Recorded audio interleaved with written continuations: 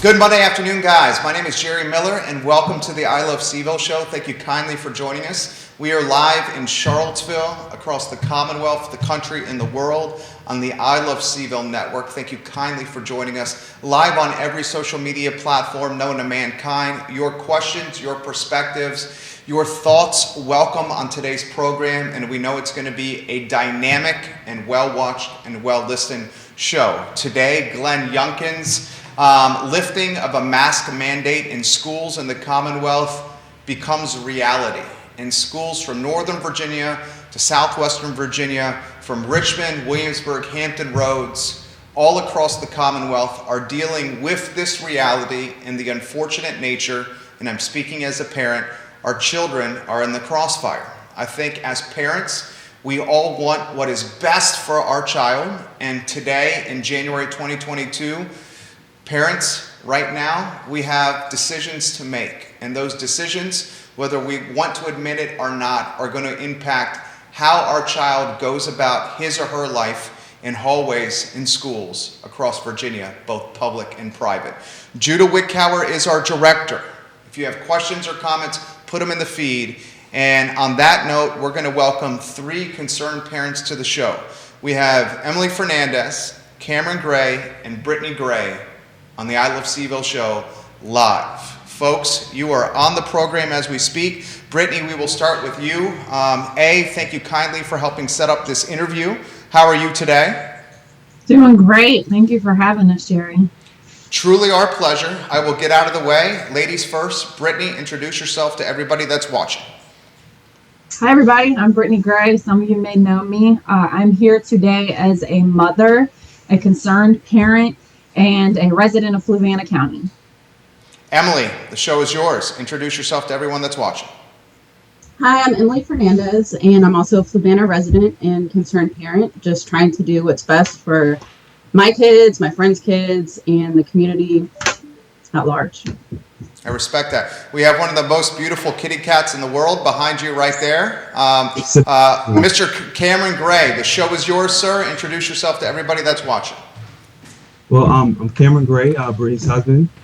Here to support the kids first. I think that's what's really hashing the emotion.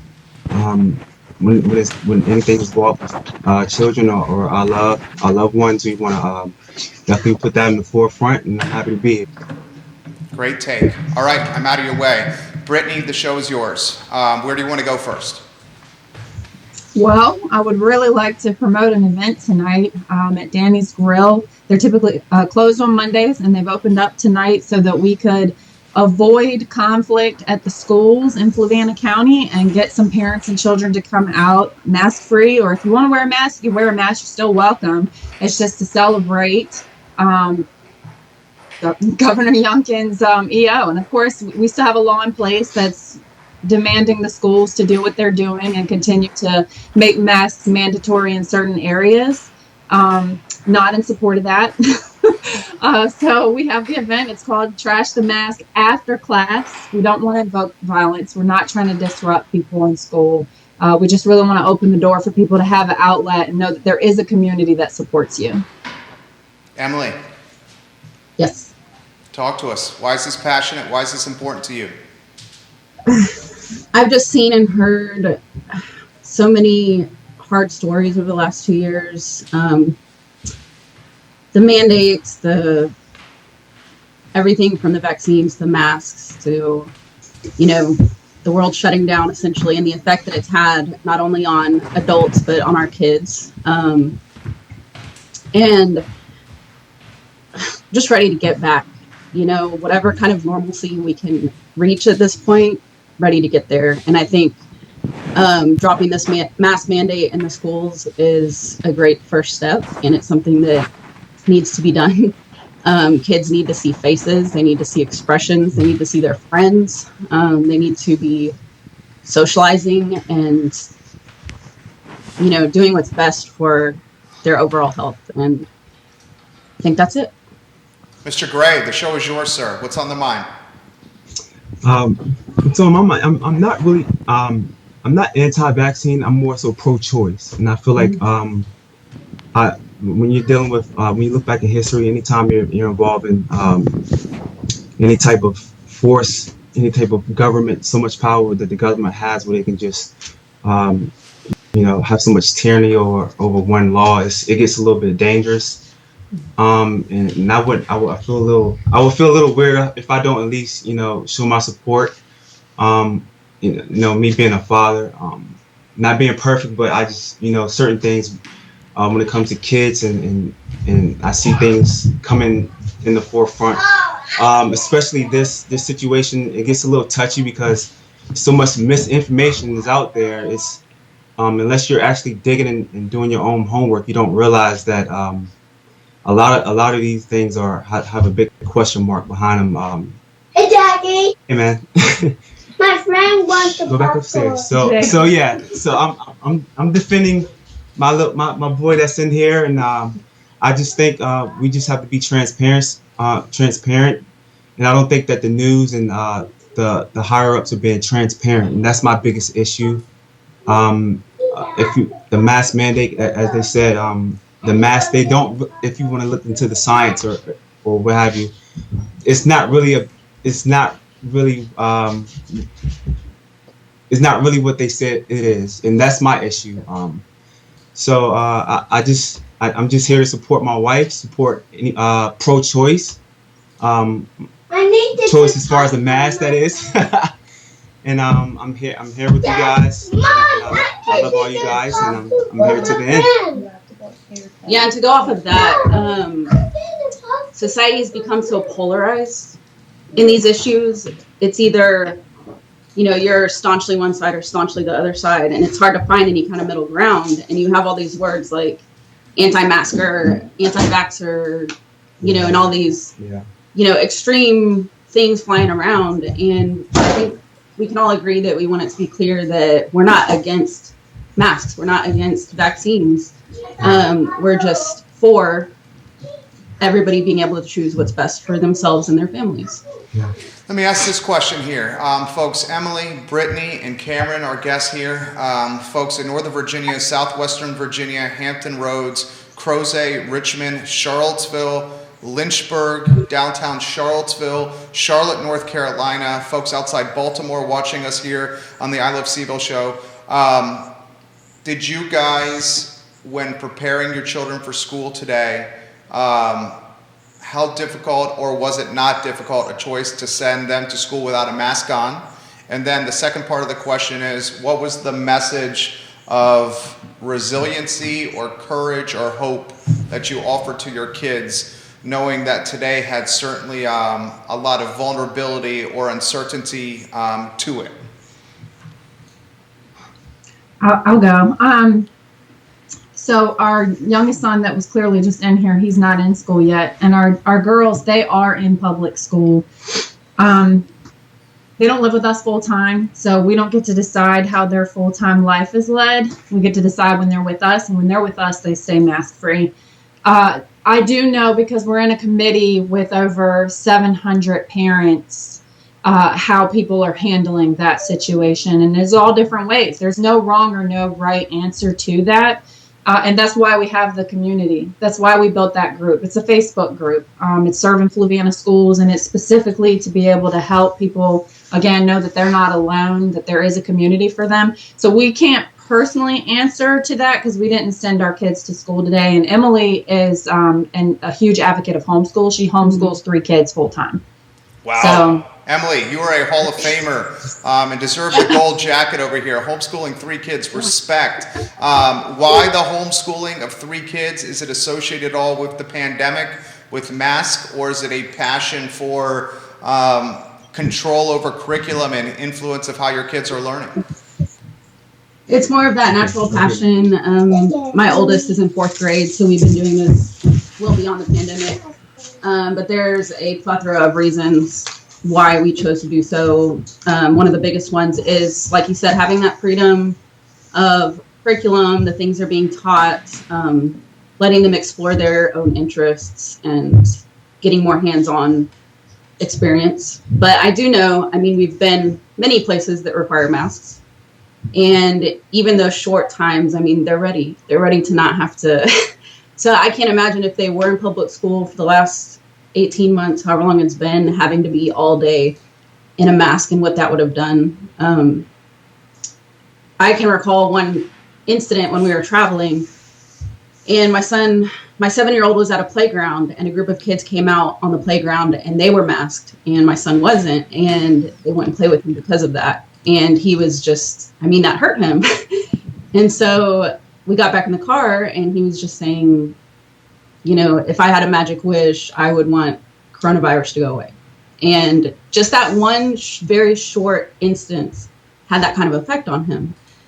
And so I really feel for all these kids, especially the younger ones that have been masked this long. The scariest issue is just not knowing the long-term effects of my youngest daughter is 5 and 7, and they're masked consistently a lot because of misinformation, I believe.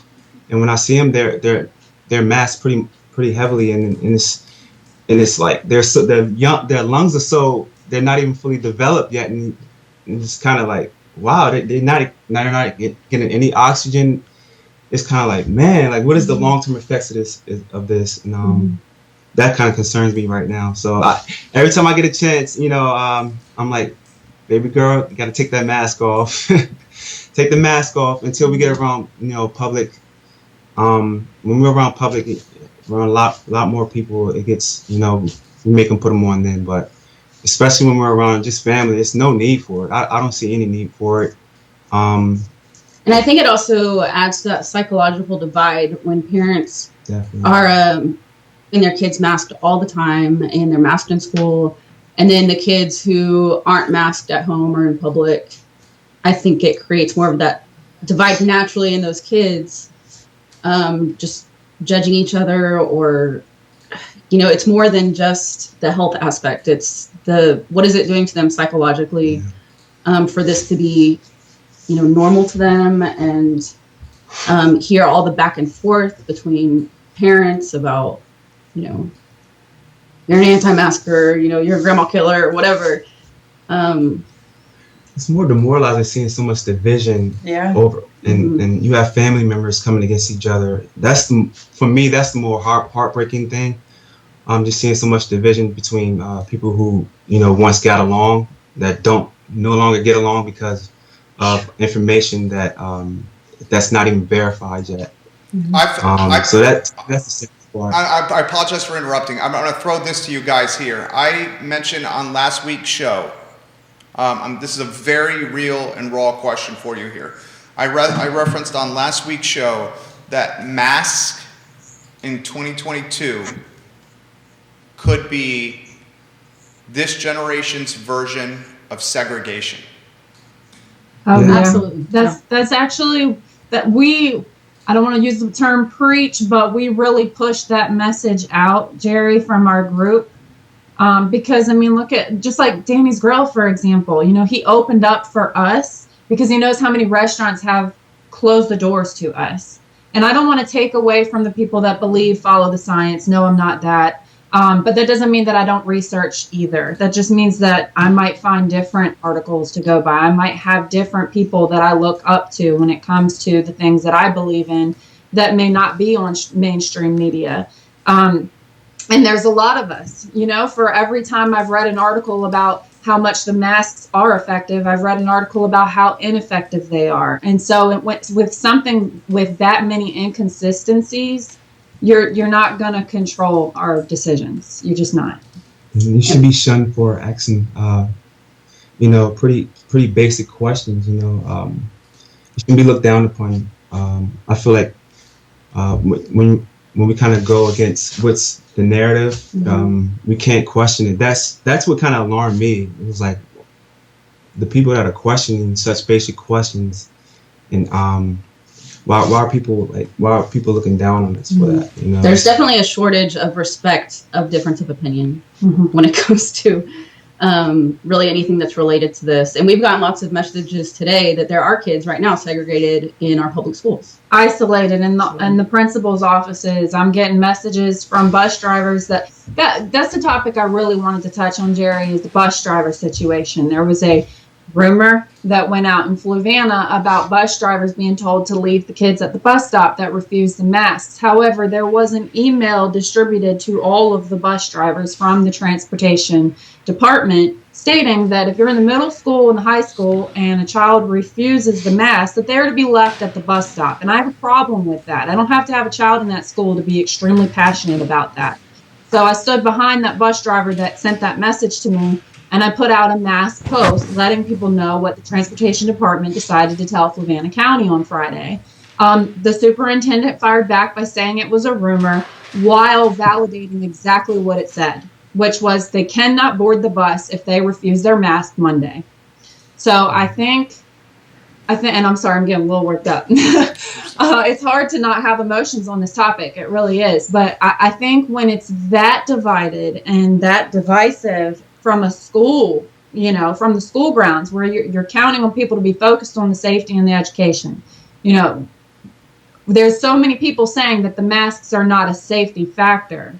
So what else do we do to keep the kids safe? Do we leave them on the side of the road with a parent not present? That was the part that it said, if a parent is not present and they refuse their mask, you cannot have them board your bus. These people, their jobs are in jeopardy based upon us, the parents, telling our kid, you don't have to wear your mask. Our governor said you don't have to wear your mask. Now, I will say Governor Youngkin sent out a statement over the weekend. Don't fight back with the principals that are pushing back on this mandate. Just do what they said. Let's fight it with the law. Let's fight it in the courtrooms. As somebody that's headed to law school, I'm all in support of that. And that's why we came up with this event. So that we could get people focused on the right things. We don't want to fight with our neighbors. We're not looking to kill anybody's grandma. We're really just trying, it would be awesome to be able to unify with the same people that I used to sit in school with and have always been friends with, regardless of what they believe. And I keep my distance anyway.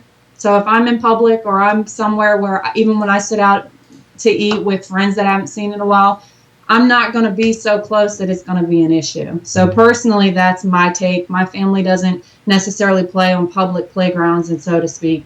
We do a good job of creating distance. Yeah, we don't have to throw out ration at the same time. It's rational things like wash your hands. Of course, you're not against stuff like that. Just Right. don't throw rationality out the window. Right. And I support the people that need to wear them. If that sure. makes them feel better, I would never take that from them. Yeah. I just don't support people being told to. You guys have two media outlets in Charlottesville watching you here on the I Love CVille show. I'm going to relay this to you from Henrico Schools. Before I do, I'm curious of the bus stop situation in Fluvanna. So if a child in Fluvanna chooses not to wear his or her mask, the bus driver is being instructed to leave them there at the bus stop regardless if a parent is present and regardless of temperatures that are in the teens or early 20s at pickup time in the morning. Is that accurate? So what I will validate it with the email that was sent to me, especially after people have tried to discredit me as a person by being the one to send that message out there. What was specifically said was if the parent is not present and the child of the middle school and high school refuses their mask, they cannot board the bus. And when the superintendent sent out the email, that email also stated that. Now, he did say that they've been doing that all year long and nothing is different. For elementary, it said, bring them to school, and then we'll deal with them when they get to school. And do not call it on the radio. Wait till you get to the school to notify administration that, they were not listening, that they would not comply. So we've got much bigger issues than just the mask. We've got people willing to, risk children's safety for the sake of keeping their job, because a lot of people, one guy even commented when I shared the post, those are our marching orders. We're just doing what we're told. It seems like collateral damage to. How so, Cam? How so? Yeah, just like what you brought you went back to the segregation issue. That's just something that. So the segregation issue, that's just the tip of the iceberg, and I think you're onto something there. But so much collateral damage is being done that probably won't be able to be spoken for until the next couple of years. We won't see the damage cycle psychological damage of the kids. Not being able to see, faces of their mother smiling, and that stuff goes a long way, I think it won't be just damage, but it could turn into, actions that they, not being able to communicate in real life. It could possibly be life threatening, you never know. That's just my take on it. What do you think, Emily? And even coming back, the kids who went back to school in person this past year, I know there was a huge uptick in violence among students, and just, it was out of control. I mean, the school personnel could not control these kids. And I think a lot of that had to do with being out for so long, and just, with the quarantine and the virtual learning and all that, and all the psychological toll that it took being away from everybody for so long, and then coming back and still having all these strict things like the masks and people really forgot how to, I guess, be decent and have friendships and respect. There's a legitimate fear. People are fearful. People are fearful of the unknown, and I think they're taking advantage of that in a way. And we need to get back to that normalcy of relationships and, close interactions and seeing each other's faces and, everything.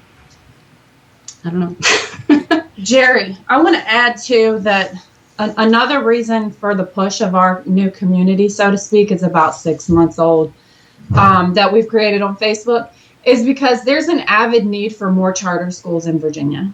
And so we've been meeting privately to discuss what that would look like for our area. That was needed before all of this, and it's most definitely something that a lot of people could take advantage of if it were here now. And Governor Youngkin also mentioned, we have 7 charter schools in Virginia right now, and he would like to see there be 21 charter schools in Virginia by year 2025. And so there's a group of us trying to make that happen for our area. And things like this just push me so much harder. I got a lot of questions for you. Sure. You got a lot of people offering props for your courage. You got some folks asking questions as well. Let's acknowledge some of the viewers. Lori Marie Lane says, "You're incredible, Brittany." I might mess up this person's name. Penfo Banda is watching from Africa. And she says, "I concur with Brittany, and I'm watching from Africa." So you guys have a global audience here. You now have 3 media outlets in Central Virginia watching you guys on the show. Follow-up questions for you, for Brittany, for Cam, and for Emily.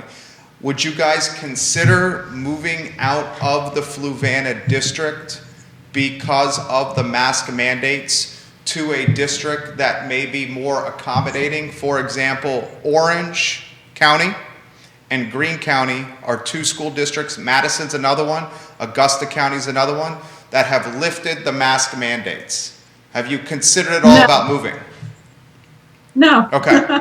Not only did we just build a house here, I've been here since 1996, and I ain't going anywhere. You stay and fight for your home. You don't just flee your home and change your whole life, to get what you want. You stay and you fight for the change that you want to see. Yeah. With courage. Yeah, I mean, there's enough people here that do think and feel like we do. They're just in positions where they could lose their jobs or their kids would be bullied in school, and they need us to stand. That's actually why we're here instead of some of the parents that are at work right now with their kids in school. This question's come in. Can you ask the parents what kind of bullying or friction they have faced themselves or their children?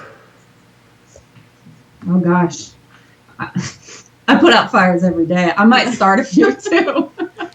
I get a lot of feedback, if you will, from my friends, family, coworkers, whatever. Yeah, like name calling, guilting, like, oh, you don't care about anybody, you want people to die, just extreme nonsense, really.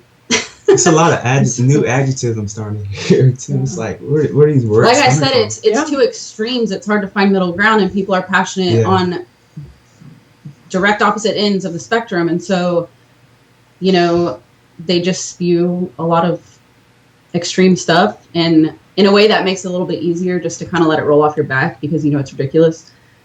But yeah, there's been a lot.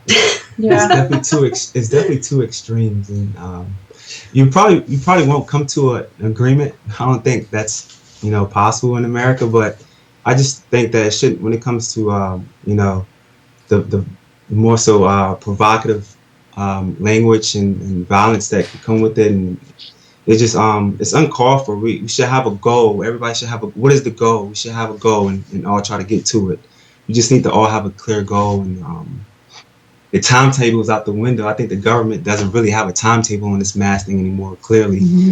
First it was 2 weeks, and then it was the first vaccine shot, and now we're going on fourth, and it's Where does it end? Where does it end? Stop, Where does it The end? finish line. If you want to do that, let it be your choice. That's all it is. That's the message. Let it be your choice. Yeah, Same way choice, yeah. people are pro-choice in other ways, let it be your choice. Mhm. And Cameron mentioned family. Like, it hasn't been easy for us. There's been family functions we couldn't go to because of our beliefs, but we decided what works for our household. And we happen to believe in the Bible that says, as for me and my household, we will serve the Lord. We don't live in fear. Respect. And that's probably why I'm on the show. Okay, why don't I close with this? The show is yours. You guys, I appreciate you joining us on the program. Each of you guys close with some final words. Perhaps you can drive some attention to the function tonight, the charter school push, and then maybe a message for the community in totality from an empathy standpoint. Brittany, would you like to go first? Sure. From an empathy standpoint, it just hurts to see people hurting. As someone that has an organization that was created for overcoming domestic violence, I'm all about being in someone's corner. Even when they don't agree with me, even when we have different perspective, I'll be that person with them to cry in that corner. I'm also that person that's like, okay, now it's time to do something about it. To mention Danny's Grill, that's our do something about it. They don't want us on the school grounds. That's fine. I totally agree with that and support that we need to have another avenue of our own. And Danny opening up his grill for us tonight. Whether you live in Fluvanna or have kids in Fluvanna or not, come out to Danny's Grill. This is just going to be a fun, family-friendly event, and it's an opportunity for our kids to get educated too, because a lot of this has to do with history just not being taught the way that I learned it. Emily, the show is yours. My hope is just for all of us to recognize what a great place we live in, and that we have the freedoms that we do to make decisions for ourselves and our families. And I just want for people to respect differences of opinion and to kind of bridge that gap between these two extremes we've been talking about. And just, be peaceful with each other, care about each other. I hope to see everybody at Danny's tonight. I will throw out there that this week is school choice week, and there are lots of options in the state of Virginia and everywhere across the country, really. So hit up your local library and get some information on different ways you can educate your children. And yeah. Mr. Gray. I'm gonna be quick and short. I just want to say that God hasn't given us a spirit of He hasn't given us a spirit of fear, but love, power, and a sound mind. And I'm gonna leave it at that. Okay. Guys, thank you for joining us today. Thank you for Thank you so having us. much. Yeah, I appreciate you guys. You guys have a good day. You All right, too. team. Thank you. Cameron Gray, Brittany Gray, and Emily Fernandez right there on the I Love CVille show. So the point of the show is to consider all aspects of what's happening in our community. And last week, we had in front of the program Kelly Jackson on the show, who was very pro-mask. Today, we had 3 parents that were of the mindset of parental autonomy and pro-choice. Try to bring both sides of perspective to the community. on the show. So a couple of topics came up, and Judah Wickhauer's the director, will integrate you in a matter of moments here to the program. A couple of topics came up on Real Talk this morning that we should consider. Topics that we had not considered otherwise.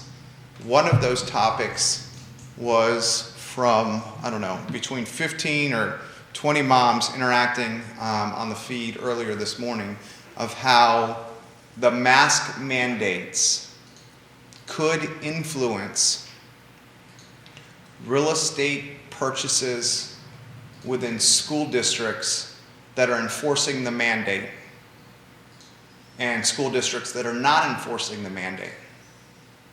One of the most passionate topics of 2022 undoubtedly is this pandemic, vaccinations, masks, and pandemic management. So moms asked this morning, will the school districts that are vehemently in favor of masks, or the school districts that are offering the autonomy to parents, will those districts see an influx or an outflux of parents looking to purchase real estate based on their beliefs with masks and children? That's a very interesting topic that we should all consider. I have said for the last 2 weeks on this network that masks in 2022 will evolve into today's version of segregation, cafeterias on one side with groups of children masked up, and cafeterias on the other side with groups of children unmasked. I have also said on this program is the 2022 version of Rosa Parks, a young man or a young woman that walks from the front of the school bus to the back of the school bus without a mask on their face. I want you guys all to consider those topics, please, on today's program. Jim Hingeley, the Commonwealth's attorney of Albemarle County, who routinely listens to the program, a man who we have tremendous respect for, and Mr. Hingeley knows I have tremendous respect for him, will join us on this show on Wednesday at 12:30 to talk about this topic. Now, what I'd like to do is to work our director, Judah Wickhauer, into this show. On Sunday, you were approached, if we can go to this camera and your camera, this camera here. On Sunday, you were approached at church, correct? Yeah. By a teacher. I'd like to get that microphone a little closer to you for consistent audio levels, which feedback from our guests has been. On Sunday, you were approached by a teacher at church who watched you on this show. Offer perspective into that conversation, please, sir. So the teacher approached me and just wanted to say that she appreciated the perspective that I offered, that Youngkin went too far. I think taking down the previous mask mandate was good, but I'm not sure why he chose to swing entirely towards the other side of the spectrum and add another mandate. And I think that's a problem for a lot of people. And so I learned a few things. I learned that the public schools actually have I guess kind of an avenue of escape from the new Youngkin mandate, in that they can choose to. There was a previous ruling, or I don't know, mandate. I don't know what you call it. There was a ruling or whatever that stated that the public schools had to follow the CDC guidelines, and so with the case of having two rules, they're choosing whether they want to follow the new Youngkin mandate or whether they want to follow the CDC guidelines. With the case of the private schools, they do not have that option because they were not included in the original, in the previous rule. So, again, my problem has always been with mandating, with no clear understanding of regions' needs. Just setting a mandate is always problematic. And in this case, what the teacher brought up to me was the fact that there are needs that schools have. Different schools need different things. Some schools may be fine having everybody decide whether or not their children wear masks on a daily basis. And they can mix and match, and everybody's cool with that. But what happens when you've got a teacher who lives with an immunocompromised condition? What happens there? In this case, according to the mandate, the school is not even allowed to ask students to wear a mask. The problem being that I'm sure that most of these kids would not mind wearing a mask to ensure that their teacher was safe. Kids are good people. But in this case, the teachers can't even, the school can't even ask the kids. And so now they're looking at losing a teacher. I mean, does the teacher have to quit because they can't work within the school because of health issues? Yeah. Yeah. Here's another trend that we need to watch and consider. Will we see an exodus of teachers from schools that are pro-mask choice, parental autonomy? Will we see those teachers flood to school systems that are mask mandate? We have vacancies in education across the public school supply chain. So where are we finding mask mandated schools? Mask mandates are being upheld in Albemarle County. So we're They're talking being about upheld in the city of Charlottesville. we're talking about the public schools that have the option of going with the CDC guidelines. Albemarle County public school systems are saying masks will be worn in schools. Charlottesville City public schools are saying masks will be worn in schools. Orange County public schools voted to give the parents the autonomy to determine whether their kids wear the mask or not. Same with Greene County, Madison County, and Augusta County. So hopefully all of those places gave consideration to the fact, to whether or not they have teachers or specific needs in their schools. Yes, I would think that would be a hopeful consideration that's been given.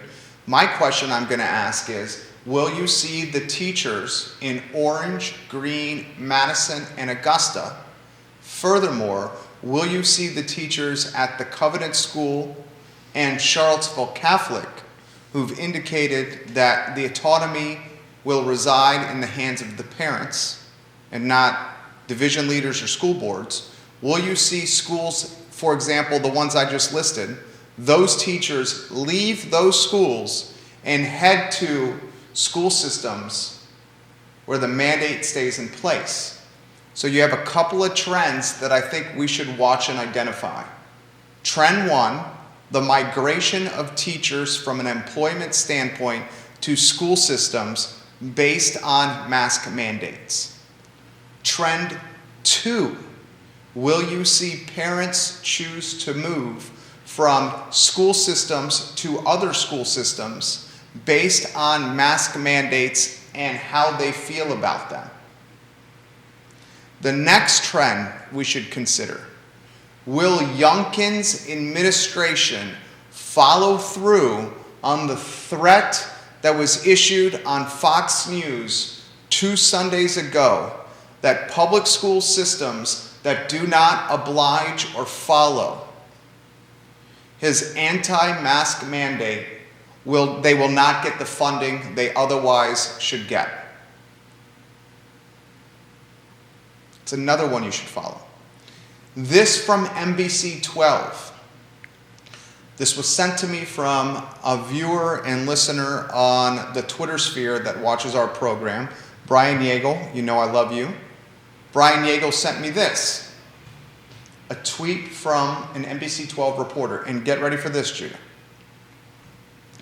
NBC 12's Karina Bolster, on-air reporter, the NBC affiliate in Richmond.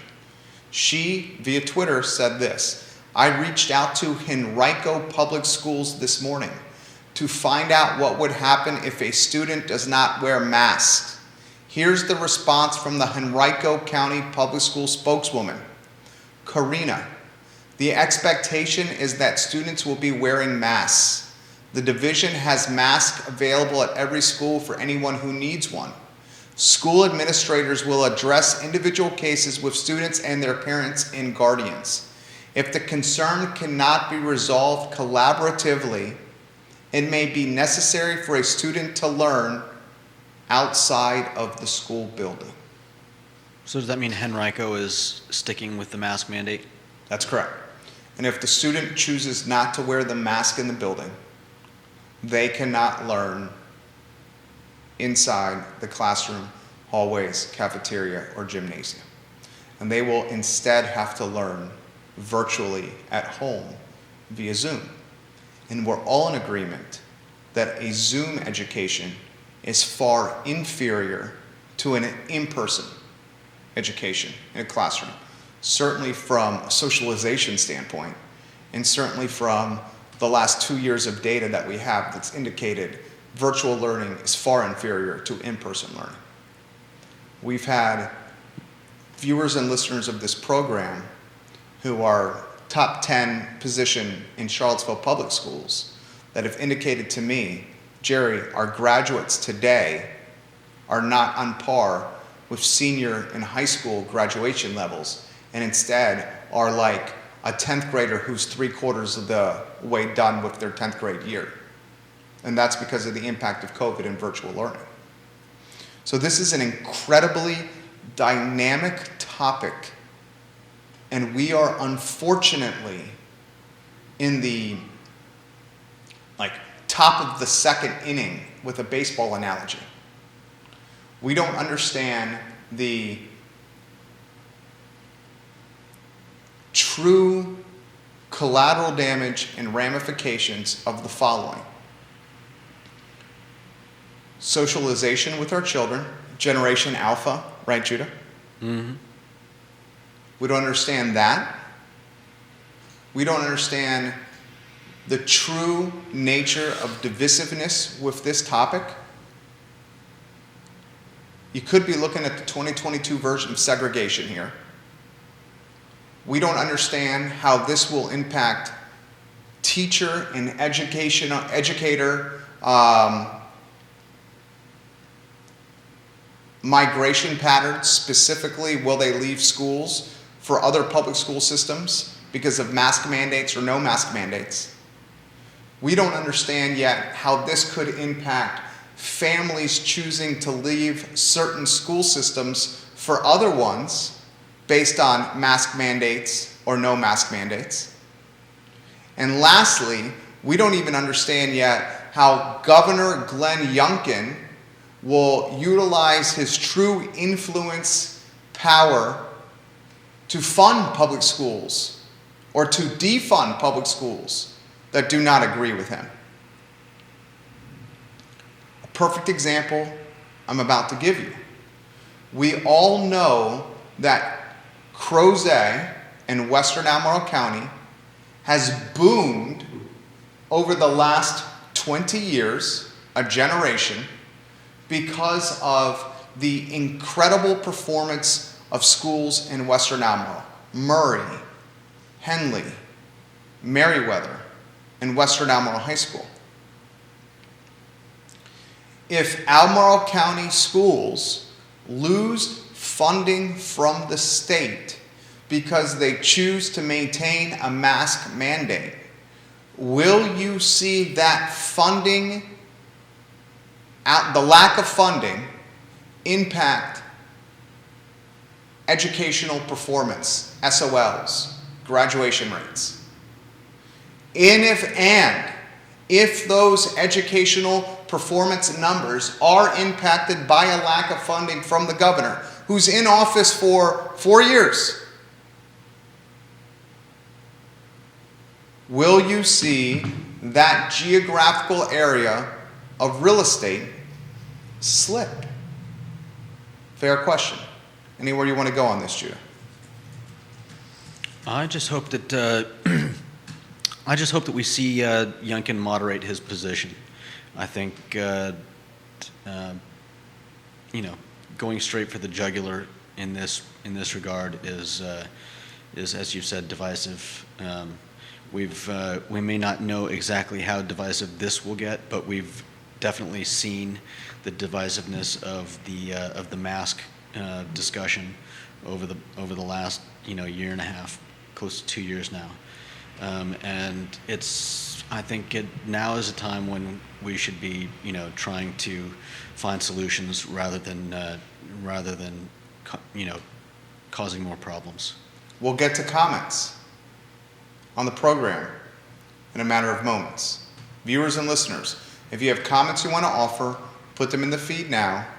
I will relay them live on air with 3 media outlets in our community watching our program as we speak.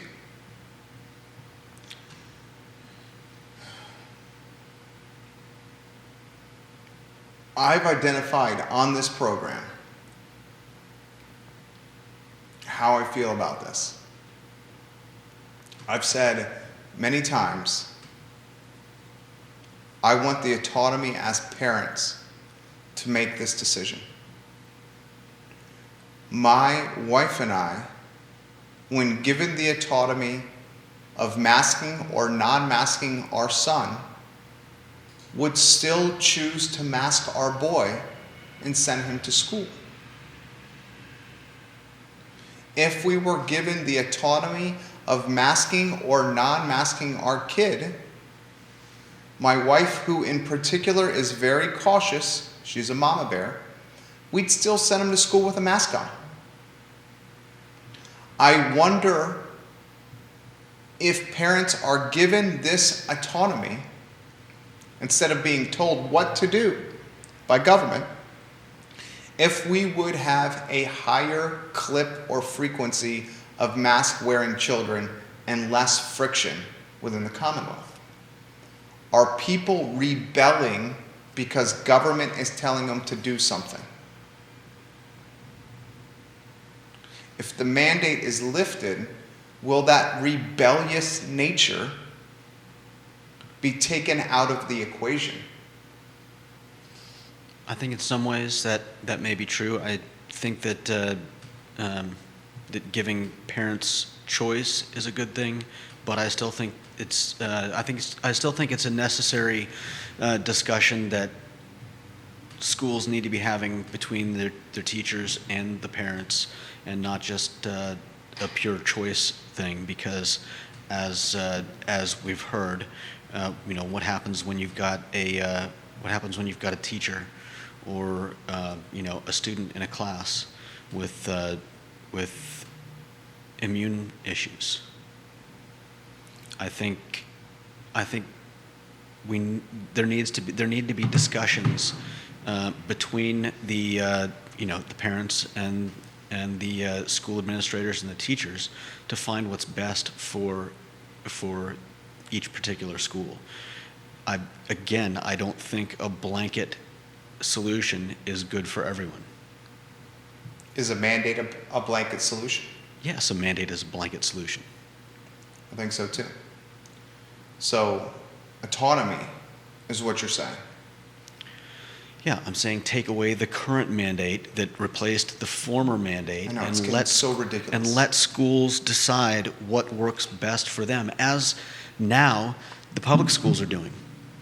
The public schools now have more options, and some of them are deciding that we need masks, and some of them are deciding that the choice is up to everyone. And those ones probably don't have any issues. They don't have a teacher that's that could be seriously affected by a classroom full of students that aren't wearing masks. I just think that again, we need to talk amongst ourselves. We need to find out what is best for each of our communities amongst ourselves, and not just have a blanket, everybody wear masks, everybody don't wear masks.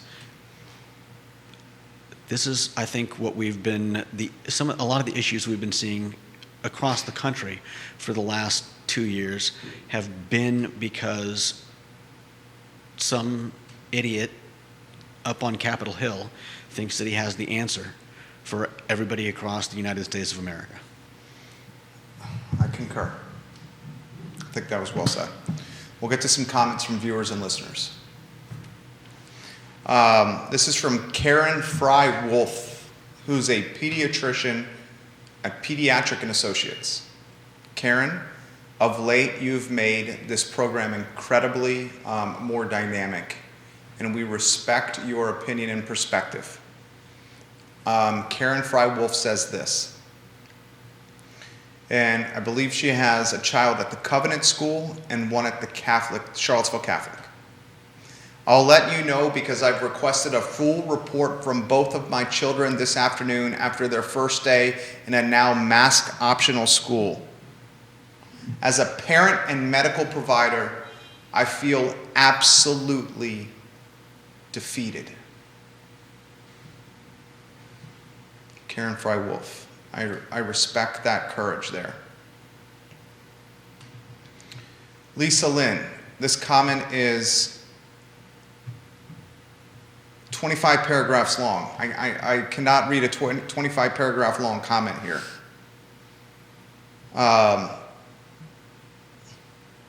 She does say this. I will take the meat of what she says. Then wear a mask. It's not hard. It won't be forever. This show is skewed for anti-masking, prolonging the politicization of public health. To what end?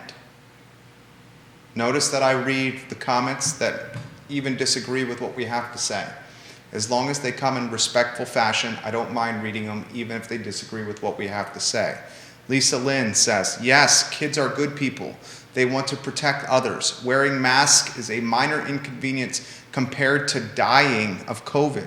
It is not forever, of course. Get vaccinated, wear a mask. The more people who do that, the quicker we can get back to normal. Respect that. Appreciate your perspective. I'm vaccinated. You're vaccinated. I'm boosted. My wife is vaccinated. She's boosted. Our child wears a mask at school. Our child worn a mask at school throughout the school year when many of his peers were not. My stance, however, is the autonomy should reside with the parents and not a suit in Richmond or on Capitol Hill. When it comes down to it, parents, for the most part, want the best for their kids. And health, and shelter, and food falls into that mindset. Kelly Jackson, she's got one in Albemarle County schools, one at the Covenant schools.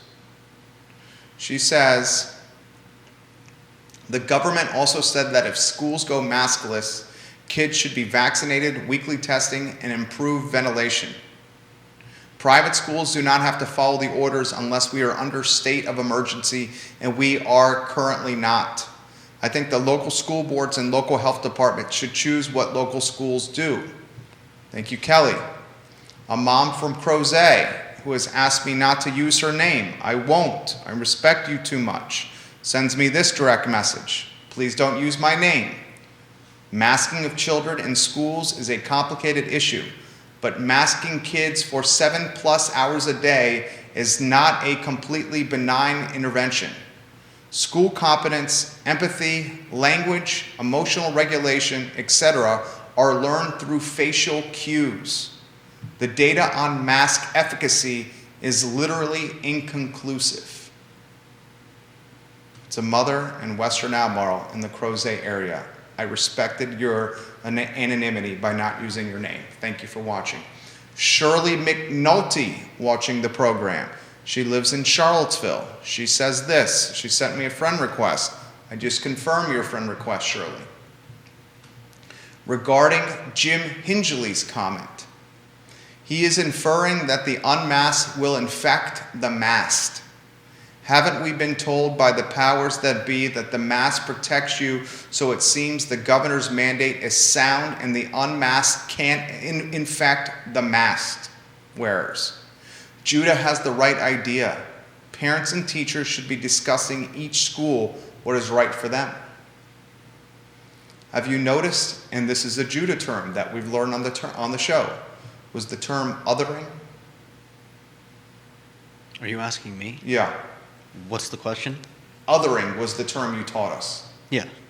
And othering in a nutshell means the categorization of people based on ideologies or feelings or beliefs.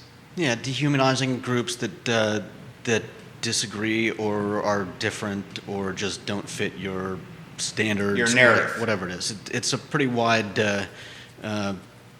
area that you can toss people into, but it's basically the idea is you don't look at the individual. You point out that that's a Republican, Right. we got it. And it makes it easier to disregard them, to send them to to camps. Have you noticed whatever. the othering that has happened when it's come to masking and non-masking? Not personally, but I've certainly seen it in the news. People getting attacked because they're wearing masks, people getting attacked because they're not wearing masks, people getting attacked because they're Asian. I've noticed incredible amounts of othering. And that's why I've continued to stand by this statement that the mask is the 2022 version of segregation. In some ways. You have signs on the doors of businesses that say, you cannot patronize my business unless you're wearing a mask. Similar signs existed on doors that said, you cannot patronize my business if you were black. But you can't put on a mask if you're black. You can actually just go get a mask, and oftentimes they're provided at the door of places that want you to wear one. I see the point you're making, but I don't see a full correlation to that. Of course there's no full correlation. Very different. It's been a generation since multiple generations since segregation existed. It's today's version of segregation. And comparing them identically is not the point. The comparison is you can't ride the school bus without one. You can't ride public transportation without one. You can't patronize my business without one.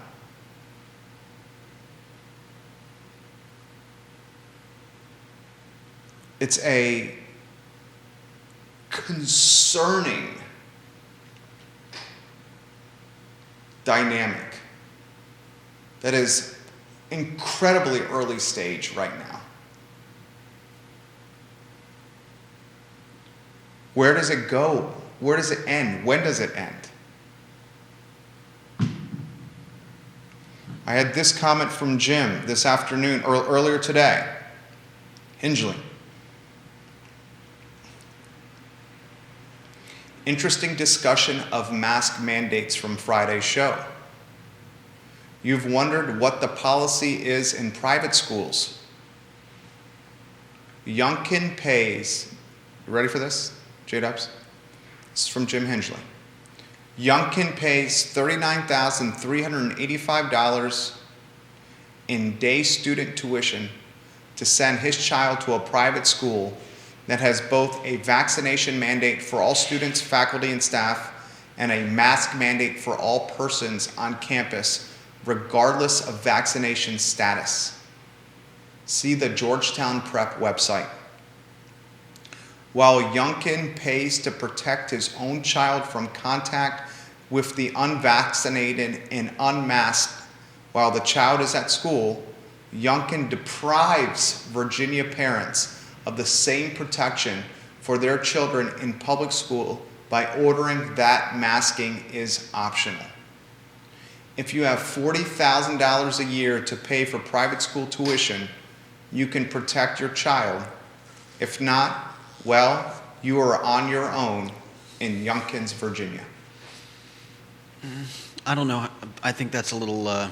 He will join us Wednesday at 12:30 in the studio. I kind of think that's jumping the gun, considering that he's probably had his kid there for a while. It's a decent point. And also offering a response to that point. Take Charlottesville Catholic School.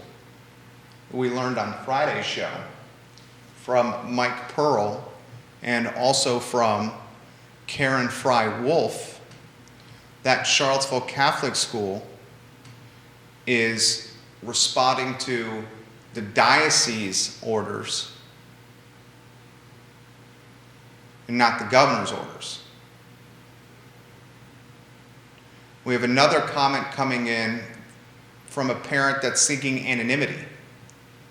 I respect your ask of anonymity.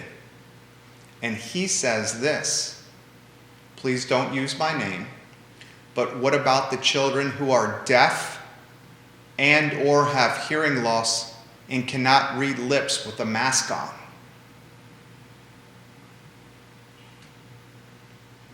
It's a damn good question. It's a topic we did not cover. That is a good question, but it's a question that's probably been asked for the last year and a half. I mean, I'm not sure how they've been dealing with it, but this mandate doesn't affect one way or the other how they will continue. I think it's a safe statement to say that if you're wearing a mask and you're deaf and you're reading lips, communication is going to be difficult. Yeah. Also safe to say they've been having that problem for close to 2 years now. Was there the hope of the man or woman, female child, male child, that eventually the circumstances would be lifted so they could go back to lip reading? Yeah. I mean, I never wear a mask. I think they're, I just don't do it. But that doesn't mean that other people don't have issues. And the fact of the matter is that there are people with immune issues, and some of them work at schools. Some of them probably go to schools as students. And so this isn't about me and whether or not I wear a mask. This is about, keeping the people around us safe. And that's why those schools need to have discussions about how best to deal with those issues. And maybe students with those problems, maybe it would be better to find classrooms for them that don't require masks. I was sent by 5 various sets of parents at the Covenant School a petition that is circulating amongst parents. On Friday, late afternoon, the Covenant School made the decision to offer masking and put it in the hands, or the autonomy in the hands of parents, lifting the mandate. A petition has since been started, and 226 people have signed the petition asking Covenant School leadership to return the mandate of masks to the lower and upper school. 226 have signed that petition. Dynamic topic. A frustrating topic, an exasperating topic, a topic that hits close to home, certainly my home. Michael Cosner, watching the program, says hospitals use clear masks for hearing disabled people. Yeah. Good point, Michael Cosner. Thank you for offering that perspective, sir. I am an eternal optimist. Also, I'm a mesh of an optimist and a realist. A what optimist? An optimist and a realist combined, that would be me. Oh, a mesh. Gotcha. I say often the political party that I most identify with is the party of common sense. And I'm going to close with this.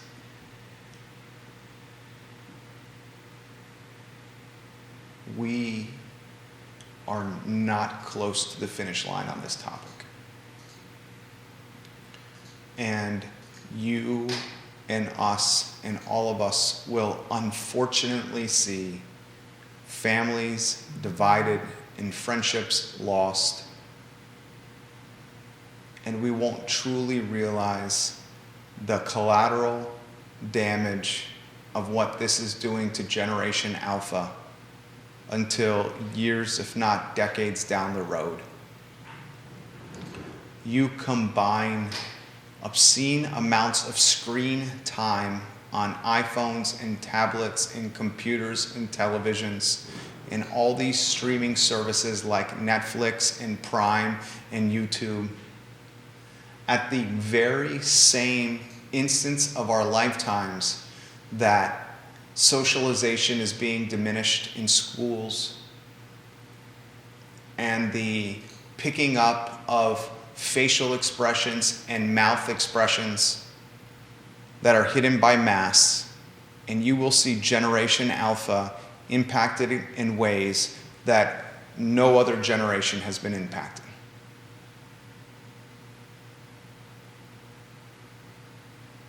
Screen time with kids is a concerning trend, and I've seen it with our son.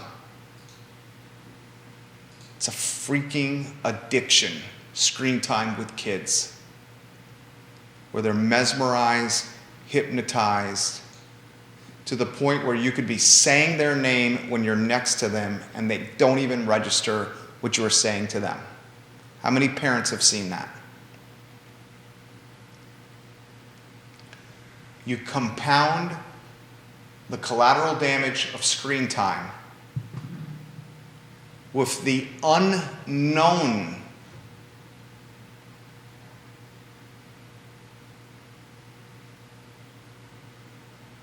ramifications or dynamics of mask wearing and a lack of socialization. And we could be creating a Generation Alpha,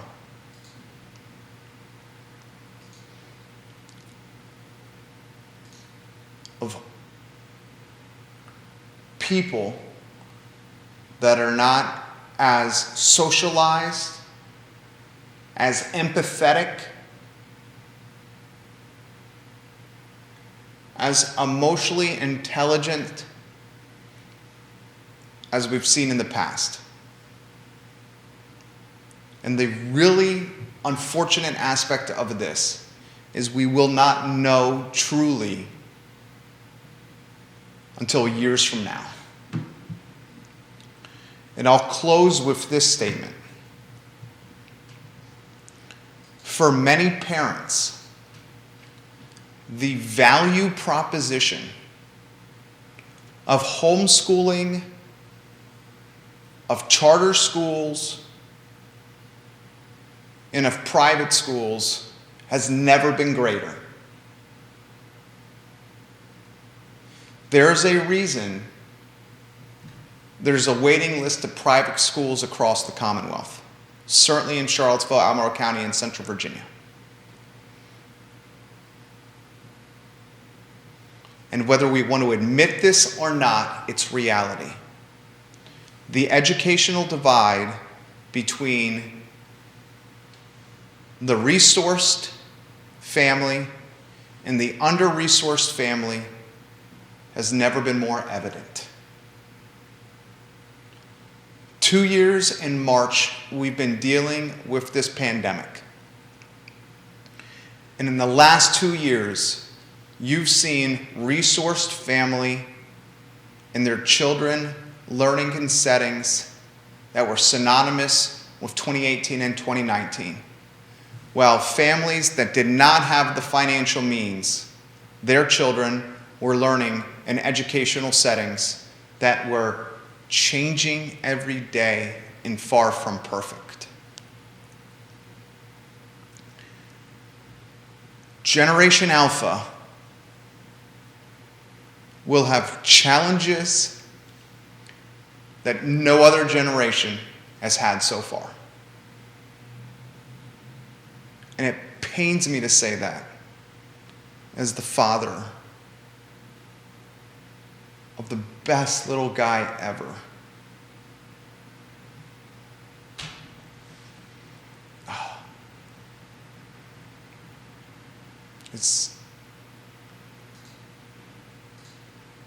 It can be demoralizing. It can be demoralizing.